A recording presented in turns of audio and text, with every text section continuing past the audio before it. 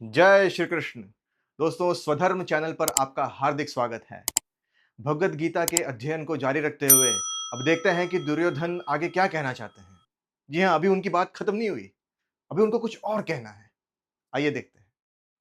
अपर्याप्तं तदस्माकं बलं भीष्माभिरक्षितं पर्याप्तं त्विदमेतेषां बलं भीमाभिरक्षितम् अयनेषु च सर्वेषु यथा भागमवस्थिताः भीष्ममेवाभिरक्षन्तु भवन्तः सर्व एव हि तस्य सञ्जनयन् हर्षं कुरुवृद्धः पितामहः सिंहनादं विनद्योच्चैः शङ्खं दद्मौ प्रतापवान्।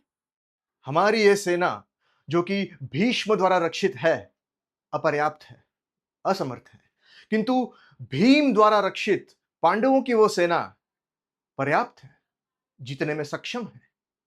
इसलिए आप सभी के सभी लोग हर मोर्चे पर अपनी अपनी जगह पर दृढ़ता से खड़े रहते हुए भीष्म पितामह की ही चारों ओर से रक्षा कीजिए। फिर उसके मन में हर्ष उत्पन्न करने के लिए कुरु वृद्ध, कुरु के बड़े पितामह भीष्म ने सिंहनाद करते हुए उच्च स्वर में जोर से शंख बजाया। दुर्योधन को यह लग रहा है कि उसकी सेना जो है वो पर्याप्त नहीं है, सक्षम नहीं है पांडवों की सेना को हराने के लिए, जबकि उसकी सेना 11 अक्षौहिणी बड़ी है और पांडवों की सेना में सिर्फ 7 अक्षौहिणी है। एक अक्षौहिणी में 21,870 रथ होते हैं, 21,870 हाथी होते हैं, 65,610 घुड़सवार होते हैं और 1,09,350 पैदल सैनिक होते हैं। कुल मिला के 2,18,700, यानी कि 2 नरेंद्र मोदी स्टेडियम भर जाए तो एक अक्षौहिणी होती है। ऐसी कितनी है? 11, और पांडवों की 7। लेकिन फिर भी उसे ऐसा लगता है कि उसकी सेना जो है वो पर्याप्त नहीं है। उसने ये भी कहा कि हमारी सेना जो भीष्म द्वारा रक्षित है, भीष्म इसके कमांडर इन चीफ हैं, तो ऑफ कोर्स इस सेना के रक्षक भी हैं, सबसे सक्षम वही है। लेकिन सामने वाली सेना भीम द्वारा रक्षित है, ऐसा कहा। ऐसा क्यों? भीम बहुत ही पावरफुल स्ट्रांग है, यस, लेकिन उसका प्रधान सेनापति कमांडर इन चीफ तो धृष्टद्युम्न है। दुर्योधन ने भीम का नाम इसलिए लिया क्योंकि भीम ही वो पांडव है जिसने प्रतिज्ञा ली है कि वो 100 के 100 कौरवों को अपने हाथों से मारेगा।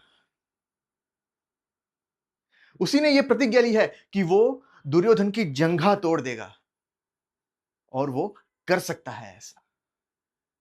दुर्योधन को वैसे भीम से सदैव नफरत तो थी ही, लेकिन बचपन में भी उसने देखा कि इसको जहर दे दिया तो ये मरा नहीं और ताकतवर हो गया। और इस युद्ध में भी मैं भीम को सबक सिखाऊंगा, बस वो उसके माइंड में वही था जैसे कर्ण के माइंड में अर्जुन था, ठीक वैसे ही। और भीम क्या सेना की रक्षा करने में सक्षम था? हाँ हाँ, बिल्कुल। तो सामने वाली सेना जो भीम के द्वारा सुरक्षित है वो सक्षम है, लेकिन हमारी नहीं है। लेकिन हमारी क्यों नहीं है? वो इसलिए क्योंकि हमारी सेना में एकता नहीं है, बिल्कुल नहीं है। देश के कोने कोने से राजा आए हैं अपनी सेना लेकर, लेकिन फिर भी सभी के मन में यह डाउट है ही कि धर्म इनकी साइड में नहीं है, पांडवों की साइड में धर्म है, या यूं कहूं कि पांडव धर्म की साइड से है और वहां कृष्ण है। और जब आपने जबरदस्ती से लोगों को इकट्ठा किया हो, लोगों का मन ना हो लड़ने का, इतने सारे राजा तो इसलिए आए थे कि भाई भीष्म पितामह का ध्वज है, नाराज नहीं कर सकते, हस्तिनापुर से रिलेशन खराब नहीं कर सकते, इतना बड़ा राज्य है। ये सब भावना से आए थे, फॉर्मेलिटी मेंटेन करने के लिए, रिलेशनशिप मेंटेन करने के लिए। वो लड़ने नहीं आए थे, फॉर्मेलिटी निभाने आए थे, अपनी सुरक्षा निश्चित करने आए थे। दुर्योधन ये भांप सकता था, हर कोई भांप सकता है।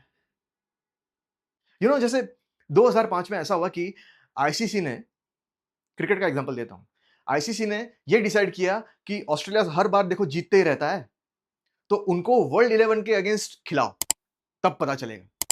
तो 3 वनडे और 1 टेस्ट मैच का आयोजन किया गया। ऑस्ट्रेलिया की अपनी टीम और उसके सामने आईसीसी वर्ल्ड 11, जिसमें सहवाग था, राहुल द्रविड़, डैनियल विटोरी, मुतैया मुरलीधरन और भी कई सारे महान महान खिलाड़ी। हुआ क्या? ऑस्ट्रेलिया वनडे सीरीज 3-0 से जीत गई, वो भी एक तरफा। और टेस्ट मैच में तो खा ही गई। आईसीसी वर्ल्ड 11 मानो था ही नहीं, ऑस्ट्रेलिया अकेले खेलने आई थी ऐसा ही लग रहा था। क्यों? क्योंकि वर्ल्ड 11 जैसे कोई टीम नहीं होती। आप किसके लिए खेल रहे हो? वर्ल्ड 11, मैं वर्ल्ड के लिए खेल रहा हूं। व्हाट? कोई आइडेंटिफिकेशन नहीं है, कोई पर्पस नहीं है। हमारी टीम का नाम क्या है? दुनिया है। ऐसी कोई टीम नहीं होती। लेकिन हमारी टीम क्या है? ऑस्ट्रेलिया। इसके लिए हम खेल रहे हैं। तो जो पांडवों की साइड से है, उन्हें पता है हम धर्म के लिए हैं, हम कृष्ण के साथ हैं और कृष्ण हमारे साथ है। हमारा जो खून बहेगा इस युद्ध में, वो धर्म के नाम के लिए कुर्बान किया जाएगा। उनका कन्विक्शन है सत्य की ओर, धर्म की ओर। दुर्योधन को पता है अंदर उसके दिल में वो अधर्म कर रहा है, अधर्म ही करता आया है। इसलिए आज उसके मुंह से निकल गया कि भीष्म पितामह द्वारा रक्षित ये हमारी सेना सक्षम नहीं है। तो इसलिए आप सभी लोग, भाई, सक्षम नहीं है, एकता नहीं है, मन मुटाव है, विचार मैच नहीं कर रहे, लेकिन एक टास्क दिया जाए तो सब लोग एक टास्क को तो फॉलो कर सकते हैं। आफ्टर ऑल सोल्जर्स है ना, दे नीड दैट कमांड।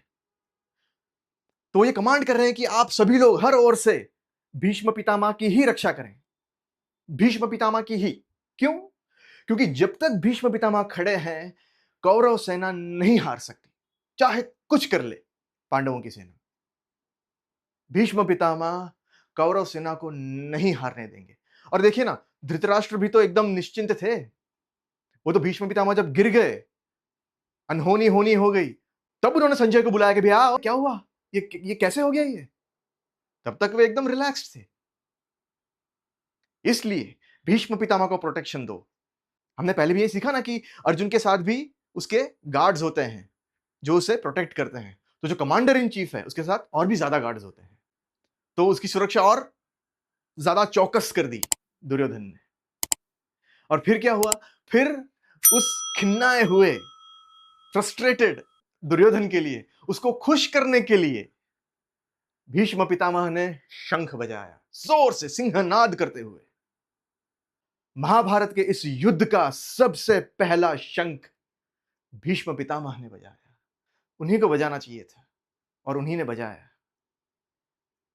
कहीं ना कहीं बहुत बड़ी जिम्मेदारी है भीष्म पितामह के कंधों पर इस युद्ध की। वे जिम्मेदार हैं इस विध्वंस के। वे जिम्मेदार हैं, वे जानते हैं। और इस शंख की ध्वनि से दुर्योधन जो है वो हर्षित हो गया कि मैं टेंशन में हूं कि ये द्रोणाचार्य मान नहीं रहे। मतलब द्रोणाचार्य कुछ बोल ही नहीं रहे। दुर्योधन कब से उनसे कह रहा है, तो द्रोणाचार्य जी का रिस्पॉन्स क्या था? कुछ नहीं, चुप, एकदम चुप। उन्होंने बड़ी लंबी जिंदगी जी है, उनको पता है सही गलत क्या है। तो जो ये लॉयल्टी अंदर जगाने का और ये उकसाने का, गुस्सा दिलाने का जो ये प्रयास कर रहा है दुर्योधन, ये नहीं चलने वाला था। द्रोणाचार्य कुछ और बोल देते, कुछ गलत बोल देते, उससे अच्छा उन्होंने ये सोचा कि चुप रहो बस। लेकिन इस चुप्पी ने ऑफ कोर्स दुर्योधन को फ्रस्ट्रेट कर दिया। वो भीष्म पितामह के बारे में बात कर रहा था, द्रोणाचार्य जी से बात कर रहा था, सारे सैनिकों से बात कर रहा है दुर्योधन। और जब उसने देखा कि भीष्म पितामह ने शंख बजाया, यस हम लड़ेंगे, ठीक है, अब जो भी है, हमारी कुरु सेना है ना, मैं इनके साथ हूं ना, धर्म अधर्म चलो ठीक है, अब यहां से लड़ना है ना, चलो लड़ेंगे और फुल फोर्स के साथ लड़ेंगे। तो एक जरा अच्छा लगा। कब से स्पीच दे रहा हूं, कोई कुछ रिस्पॉन्स नहीं कर रहा, तो ये शंख सुनकर उसकी जान में जान आ गई। फिर आगे क्या हुआ वो हम देखेंगे अगले एपिसोड में। और आप सबसे एक विनती है कि लाइक और शेयर तो करिए ही, हमारी स्वधर्म चैनल को सब्सक्राइब तो करिए ही, लेकिन साथ साथ हाइप ये भी कीजिए। क्योंकि हाइप करने से क्या है, हमारे वीडियो को ज्यादा रीच मिलती है, वो ज्यादा लोगों तक पहुंचती है। मिलते हैं अगले एपिसोड में। जय श्री कृष्ण।